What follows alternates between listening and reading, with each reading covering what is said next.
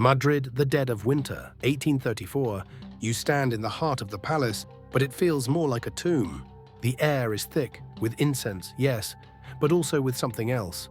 A rot that clings to silk and marble, a silence that tastes like blood. Outside, the rain falls in sheets, beating against the stone like 1,000 ghostly knuckles begging to be let in. And in the center of it all lies the king, Ferdinand VII, dead.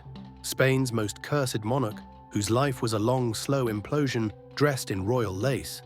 He is wrapped now in white and gold, like a relic or a warning, though neither will save him from what comes next. Because your work is not yet done. You are no ordinary man. You are the royal physician. You have held the hands of dying queens, drained abscesses from emperors, whispered final prayers over sovereigns too proud to ask for them. But this task, this is different. This is grotesque, blasphemous. And you have no choice. The Queen Regent, Maria Cristina, stands before you, pale as death, trembling behind a veil of widowhood. Her words are quiet, barely audible over the storm outside, but the meaning is unmistakable. Preserve it, she says. Not him, not his body, not his memory. It. Your hands, steady during the bloodiest surgeries of the Napoleonic Wars, begin to shake, because you know exactly what she means. They all do. Every chambermaid, every general, every priest who ever stepped into these cursed halls, they know. They've whispered about it in corridors, laughed nervously behind fans, sworn oaths of silence after seeing it. The thing beneath the sheets, the monster, the so-called royal legacy that brought queens to madness, shattered alliances, turned marriage into mutilation. And now it lies before you, wrapped in royal linens. A freak of nature, some obscene joke carved into flesh by centuries of incest and divine arrogance. You pull the sheet back. Even in death, Ferdinand seems to grin. His face, waxy, serene, is a mask of mockery. But your gaze drops lower, and what stares back is not human. It is long, curved like a saber, mottled in hue and layered in unnatural ridges. A thing birthed not by God, but by the sins of kings who married nieces and cousins, who defied nature for the sake of dynastic pride. The stories were true, the screams on wedding nights, the cushions soaked in blood, the oils, the straps, the medicated silence of queens. And now you must preserve it, not for science, not for posterity, but for power. Because this thing, this deformed organ, is not merely flesh, it is proof. Proof that Spain was ruled by a man whose greatest fear was not revolution, nor assassination, nor Napoleon himself, but intimacy. This was the weapon of his terror, the root of his madness, the centerpiece of a throne built on pain. You gather your instruments, the formaldehyde, the silver clamps, the gauze soaked in clove oil and fear. You pray, not to God, but to whatever merciful force might shield your soul from what you are about to do. You are not just embalming a corpse, you are preserving the physical symbol of a reign so warped, so corrupted, that even the church dares not record its full truth. And as thunder cracks over Madrid and the shadows gather at the edge of the room, you whisper to yourself, a question that will haunt the pages of forgotten diaries and sealed Vatican archives for centuries. How did it come to this? The answer lies not in his death, but in his life, his birth, his bloodline, his wives, his screams, and hers. This is not the story of a king. This is the autopsy of an empire. And it begins, as all tragedies do, with a body no one dares to bury properly, and a truth too monstrous to name aloud. He wasn't cursed by God. He was cursed by the blood that boiled through his veins, each drop sicker than the last. Not every child is born to the sound of church bells. Ferdinand VII was born to the echo of stifled screams, the screams of a dynasty collapsing in slow motion, poisoned by its own pride. October 14, 1784, in the granite womb of El Escorial Palace, a place more tomb than home, a baby emerged, wrapped not in innocence but in centuries of genetic rot. He wasn't born. He was spat out by a bloodline that refused to die, a monstrous heir packed in velvet, sealed in gold. His father, Charles IV, was a man too weak to rule, too fond of hunting to notice his crown slipping. His mother, Maria Louisa of Parma, was a storm in silk, a woman with an appetite that history chose not to document fully, but whose public affair with Manuel Godoy turned the Spanish court into a theater of open humiliation. Ferdinand grew up in shame, not whispered, not hidden, but served cold with breakfast and echoed in the marble halls. Everyone knew, everyone talked. He wasn't Charles's only child. He might not even have been his child at all. From his earliest years, his body marked him. While other boys learned to ride horses or cross themselves, Ferdinand stood naked before mirrors, staring downward, not with pride, not with confusion, but with a kind of growing, bone-deep horror, because it was not right. What hung there between his legs, it was not a boy's flesh, but something else. It grew wrong, too fast, too much, too strange, curved like a question mark from hell, thick in places, thin in others, veined, ridged, pigmented like bruised fruit, and sprouting tissue masses that no anatomy book dared describe. His body changed, but the shame didn't. It calcified. So did the rumors. Royal physicians wrote in codes, in journals locked behind walls. His Highness is afflicted with a most unnatural configuration of the male organ. Conjugal activity may prove dangerous. Another was more direct. His member resembles a walking cane, narrow at the root, thick as a man's fist at its end, and of a length better suited for combat than copulation. To Ferdinand, it was not just deformity, it was destiny, a scar of flesh that branded him unfit to love, to rule, to belong. In a time when noble masculinity meant classical proportions, refined restraint, Ferdinand was a freak. Not in secret, not in whispers, but in public. The court laughed behind gloves and fans, servants snickered, ambassadors wrote reports to foreign courts. Nobility smirked behind toasts. Ferdinand heard it all. He was not stupid. He was watching, learning, and above all, he was hating.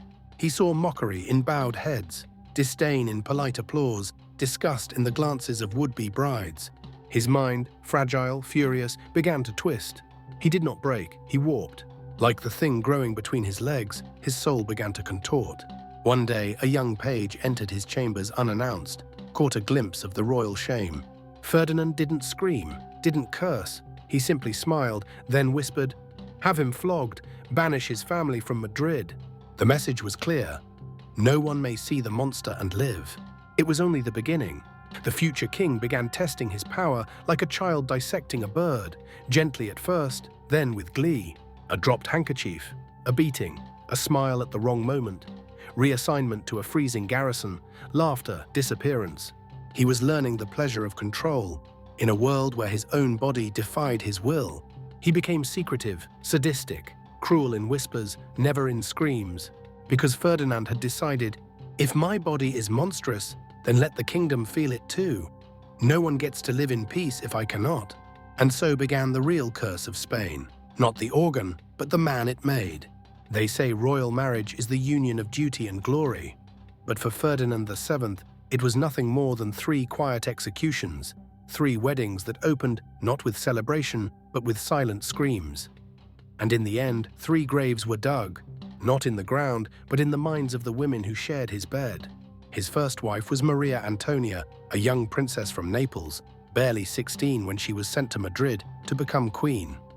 She arrived with pink dreams stitched into her sleeves, nourished by teachings of virtue and obedience. She had no knowledge of what had come before her. No voice had warned her of the horror waiting beyond the bedchamber door. On the wedding night, when Ferdinand disrobed, Maria didn't scream like a girl afraid of a man. She shrieked like a creature being burned alive, clawing at the marble floor as her maids held her trembling body. "That thing," she cried, "that thing is not human." It wasn't a phallus. It was a malformed growth of flesh, longer than reason allowed, twisted like a blade, coarse and covered in bizarre tissue bulges. It wasn't anatomy. It was the physical curse of a dynasty that had slept with itself for centuries. No one in the palace dared name it, but all had heard of it. Maids whispered, courtiers sighed, physicians documented it in coded language, calling it a natural impossibility wrapped in royal expectation. Ferdinand didn't comfort her. He gave orders. Doctors were summoned. Special cushions brought in, ointments, laudanum. Maria Antonia was drugged, restrained, positioned. That night wasn't lovemaking. It was a ceremonial violation performed with medical tools beneath flickering candles and choked sobs. From then on, she wasn't a princess anymore. She was a hollow vessel, a bruised womb, an unwilling experiment in dynastic continuity. She miscarried twice, once in 1804, then again in 1805, nearly full term. Each loss left her quieter, emptier, deader. By the end, she wasn't alive in any meaningful way. She had become a shadow addicted to opium and prayer, begging God to forgive her for something she didn't understand, terrified that her husband's body was proof of divine wrath. She died in May of 1807. The record said fever. The truth, she surrendered to despair. Ferdinand wore mourning black, then slept with a maid that very night. Not long after, he married again, Maria Isabel of Portugal. 19, porcelain-skinned, innocent in the most dangerous way. She believed love could tame trauma, that gentleness could soften madness. She had never heard Maria Antonia's screams. She had never seen the twisted cushions soaked in oil. Their wedding was a grand procession of choirs and cannon fire. But when the doors shut behind them, Isabel didn't scream. She wept. She begged. The next morning, servants cleaned blood from the floors. A lamp had been shattered. A maid had fainted. The queen remained motionless for hours. After that, Isabel went silent. Not because she couldn't speak, but because she chose not to. She feared that the slightest sound would summon the monster again. The palace became a prison. Mirrors were embedded in the walls, spy holes drilled, guards posted at strange angles. Ferdinand watched her constantly, not like a husband, but like a predator studying a caged animal. She never became pregnant. Once she faked a pregnancy just to buy time. When the truth came out, Ferdinand exploded. He accused her of psychic rebellion. She died in July 1818. The cause, nervous exhaustion. The truth, she was looked at for too long by a man incapable of seeing anything but his own shame. The third wife was Maria Joseph of Saxony. She came not as a bride, but as a technician. She brought her own doctor, her own medical devices, her own charts and ovulation logs. She treated the marriage like a clinical assignment. Ferdinand hated that. He didn't want silence. He wanted terror. He wanted awe. But Maria Joseph gave him neither. She scheduled sex as a procedure, no affection, no revulsion, just duty. Ironically, she conceived. The court gasped. Finally, a miracle? Ferdinand lost his mind in joy. He lit candles, he hired mystics, he whispered to saints. But in the 7th month, tragedy struck. The child, a girl, was born too early. She died within hours. Maria Joseph followed 3 weeks later, rotting slowly in her bed as doctors watched helplessly. Ferdinand refused to bury her. He ordered her body embalmed, placed beside the corpse of their child. He spoke to them every morning. He arranged flowers. He slept beside their coffins. One servant whispered, "Spain no longer needs a king. It needs a graveyard." 3 wives, 3 beds turned butcheries. 3 attempts to birth redemption turned into rituals of destruction. None survived, none left heirs, only blood, only silence, only secrets. And Ferdinand, left alone with his twisted legacy, a body that was no longer a body, but a blade, one that cut down everything it ever touched. After 3 wives, 3 funerals, and a daughter he did not believe was truly his, Ferdinand should have grown quiet, tired perhaps, or humbled. But some men do not collapse inward. They collapse outward. They do not fade. They infest. With every failure of the flesh, Ferdinand began to believe the problem was not in his body, but in the people around him. They had betrayed him, laughed at him, sabotaged him. They had turned his curse into a joke, his throne into a spotlight that exposed his shame. So he built a kingdom not of subjects, but of surveillance, not a palace, but a prison. He ordered mirrors installed everywhere, not the grand gilded ones meant to flatter royal egos. No, these were angled glass, placed at corners, reflecting from ceiling to corridor, from bedroom to chapel. What began as discreet observation soon became obsession. He drilled holes in walls, peepholes to monitor his wife. He rotated guards every 12 hours, terrified they would grow too familiar with routines and conspire against him. He banned eye contact unless explicitly permitted. He demanded daily loyalty reports from ministers, priests, servants, even jesters. And worst of all, he began to suspect Maria Cristina, his 4th wife, of treason. She was young, beautiful, composed, and visibly pregnant before their wedding. Ferdinand accepted the child as his own in public. but in private he never believed. He thought her womb carried a stranger's seed, and yet he loved the unborn child more than himself. So he watched, and listened, and waited. He assigned spies to her chambermaids. He demanded her letters be copied, her books inspected, her expressions catalogued. He built secret tunnels to access her rooms undetected. He installed a small slit between the nursery and his study, through which he would watch her nurse their daughter with a face carved from stone. To be queen in Ferdinand's Spain was not to rule or to love.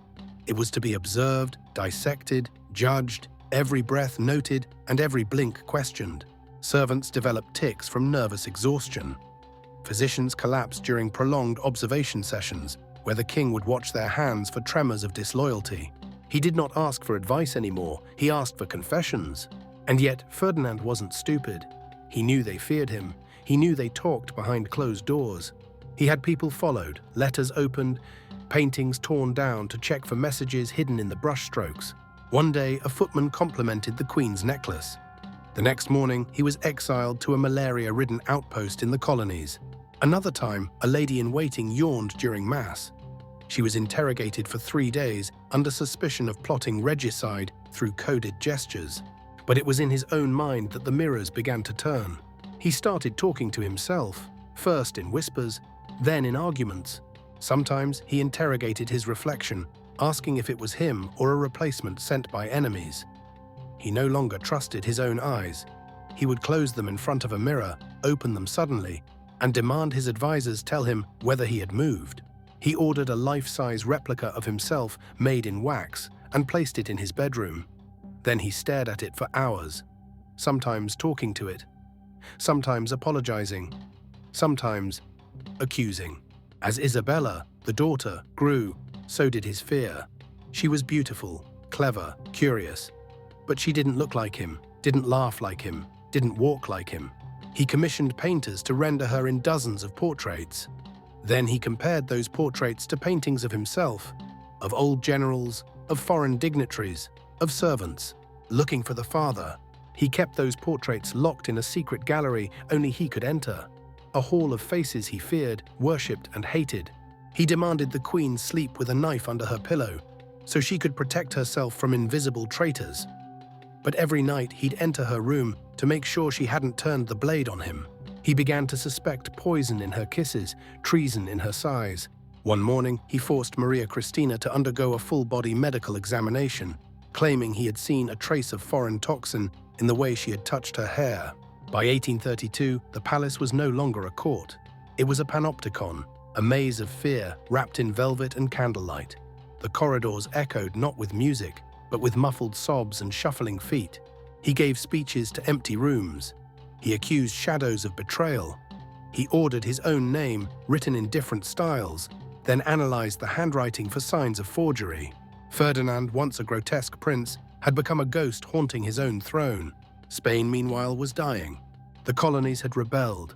The treasury bled silver and souls, and the people, starving, angry, had only one word left to describe their king: mad. But madness, for Ferdinand, was not illness. It was the only logic left in a world where mirrors could lie, and love was always betrayal in disguise. He trusted no one, not his wife, not his daughter, not even the man in the mirror, who, more and more, seemed to be the only one telling him the truth. By the final year of his life, Ferdinand VII was no longer a king. He was a ruin dressed in robes, a pair of frightened eyes set deep into flesh that no longer resembled a man. The court still called him Majestad, but the air around him smelled not of power. It smelled of spice, rot, and sweat, like a banquet left too long in the summer heat. He had stopped walking with dignity. His hands trembled constantly, not from age, but from the accumulation of terror. That someone would speak a truth he couldn't destroy. That his daughter would one day ask, "Are you really my father?" He began to fall asleep during council meetings, muttering to himself about stars and knives. Ministers came and went like shadows, none daring to correct him, even as he called them by names of men long dead. He forgot treaties, he forgot wars, he forgot meals, but he never forgot faces. He remembered every servant who had once smiled too long, every page who had stepped too close to Maria Cristina, every midwife who had whispered during childbirth. And so he watched. From a chair near the window, staring through a half-closed curtain, watching the world tiptoe past him. His body was breaking in slow, theatrical silence. He developed ulcers in his legs. The smell was so putrid that maids had to rotate every 10 minutes, their faces wrapped in silk soaked in lavender. He insisted on wearing perfume, not to mask the scent, but to prove that decay was beneath him. Doctors came and left. Alchemists came and lied. He drank tinctures of mercury, chewed ivory dust, swallowed emerald paste, anything that promised virility, clarity, legacy. Nothing worked. The man who once summoned prostitutes and priests in the same breath was now alone. Even Maria Christina, once his pawn, now his jailer, began keeping her distance, answering him with rehearsed kindness, like a nurse tending to a dying tyrant. At night, the palace echoed with the sound of dragging feet. Ferdinand no longer slept. He wandered, in slippers, in silence, dragging one leg behind him like a broken chain. He visited the death masks of his wives, kept on velvet pedestals in a hidden chamber. Sometimes he kissed them, sometimes he slapped them. He spent hours staring at the glass jar that held the preserved organ, his organ, suspended in formaldehyde. He spoke to it. "You did this. You ruined everything." One evening, he locked himself in the nursery. He sat by Isabella's cradle for hours, watching her sleep. Then he whispered, "You are either my miracle or the final curse." By late 1833, the court knew he was dying.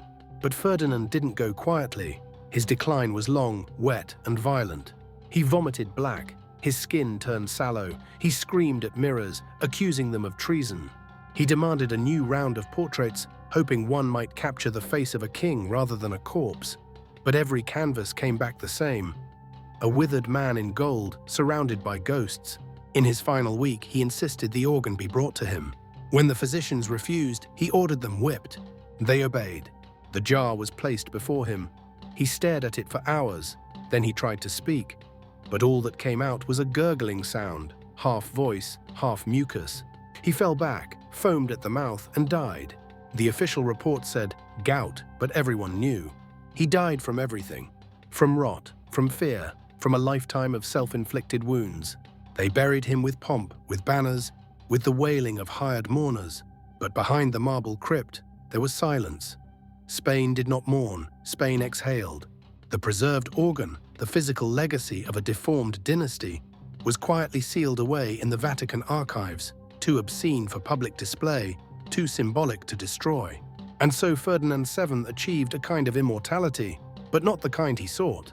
His name lives on not as a king, but as a wound, as a warning, as a creature born from incest, ruled by shame, and remembered not by his laws or battles, but by a single grotesque symbol suspended in glass.